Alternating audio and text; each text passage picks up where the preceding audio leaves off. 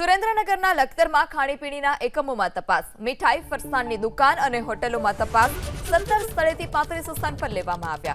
Highway પરની હોટેલમાંથી મળ્યો પનીરનો અખાદ્ય જથ્થો, એક્સપાયરી ડેટવાળા પનીરના જથ્થાનો નાશ કરવામાં આવ્યો. હોટેલમાં સાફ સફાઈનો પણ અભાવ જોવા મળ્યો. મામલતદાર અને ફૂડ એન્ડ ડ્રગ્સ વિભાગે કાર્યવાહી કરી.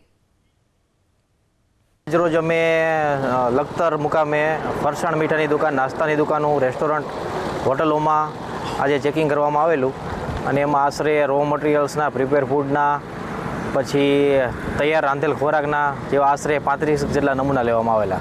એમાં કઈ અંદર એક્સપાયર કઈ હોટલોમાં નીકળ્યું?